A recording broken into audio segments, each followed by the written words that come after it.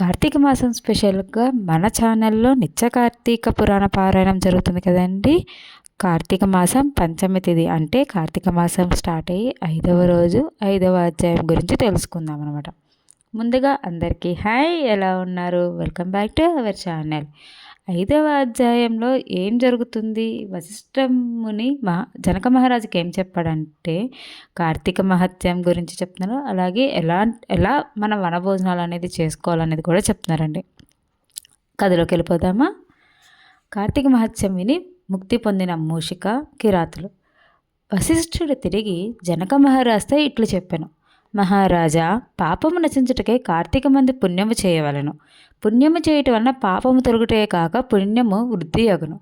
కార్తీక మాసమందు శ్రీహరి సన్నిధిలో భగవద్గీత పారాయణం చేయవాడు పాప విముక్తుడగును. తులసీ దళములతో కానీ తెలుపు నలుపు గన్నేరు పువ్వులతో కానీ హరిని పూజించేవాడు వైకుంఠమునకేగి హరితో సుఖించును.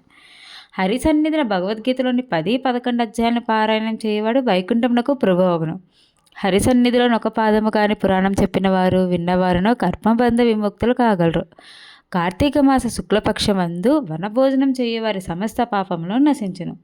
చూసారు కదండి, శ్రీమన్నారాయణ్ణి అనుగ్రహం పొందాలి అంటే మనము ఈ కార్తీక మాసంలో భగవద్గీత పారాయణం చేయొచ్చు.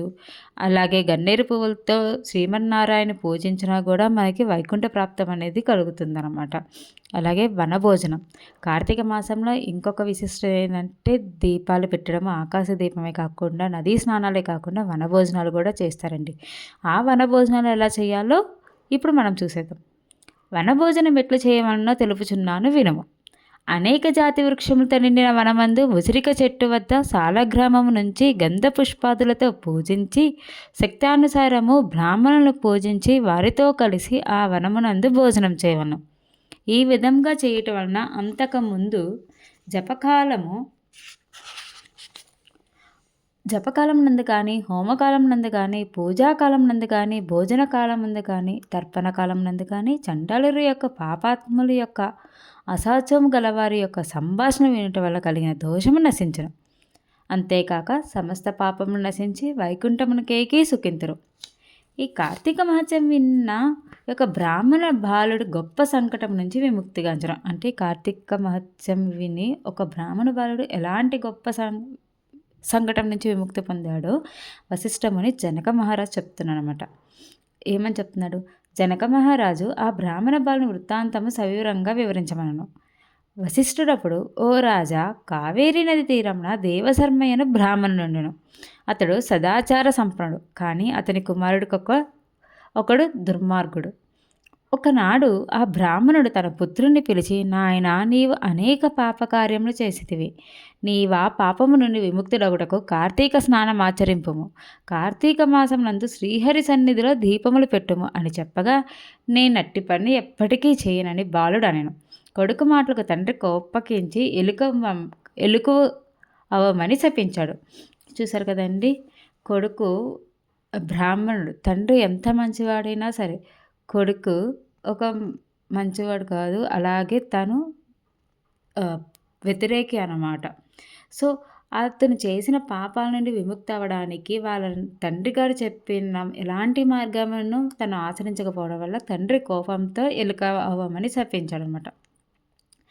తండ్రి శాపం విని ఆ బాలుడు దుఃఖించు, నాయనా, నా తప్పు క్షమించము, నాకు ముక్తి కలుగు మార్గము తెలుపము అని వేడుకొనగా ఆ బ్రాహ్మణుడు జాలిపడి, పుత్రా, ఎప్పుడు నీవు కార్తీక మహత్యమును విందువో అప్పుడు నీవు శాప విముక్తుడవగదు అని చెప్పాను. తక్షణమే ఆ బాలుడు ఎలుకగా మారిపోయాను. ఒక చెట్టు తొర్రలో ప్రవేశించి అందు నివసించుండును. కొంతకాలం జరిగిన పిమ్మట ఒకనాడు విశ్వామిత్ర మహాముని శిష్యులతో కార్తీక స్నానము చేసి ఎలుక నివసించున్న ఆ వృక్షము కింద కూర్చుండి శిష్యులకు కార్తీక మహత్యం చెప్పసాగిన. అప్పుడొక క్రూరుడగు కిరాతుడు వేటకై ఆ ప్రాంతమును వచ్చి చెట్టు క్రింద కూర్చున్న విశ్వామిత్రాదులను చూసి వారిని చంపదర్చును. అట్టి దుర్బుద్ధితో వాడు ఆ చెట్టు వద్దకు పోయి విశ్వామిత్రుని నిదానించి చూచినంతనే వానికి జ్ఞానోదయమైనది. విశ్వామిత్రుడు ఆ కిరాతను చూసి, ఓయి, ఇది కార్తీక మాస ధర్మము. ఈ ధర్మము ఆచరించిన మానవులకు కీర్తి కలుగును.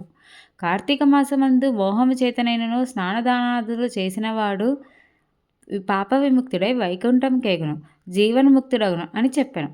అట్లు కిరాతకునికి విశ్వామిత్రుడు చెప్పిన కార్తీక ధర్మము ఆ చెట్టు తొర్రలోనున్న ఎలుక విని తక్షణమే మూషిక రూపమును విడిచి బ్రాహ్మణ బాలుడుగా మారెను. విశ్వామిత్రుడు ఆ బాలుని చూసి ఆశ్చర్యపోయాను.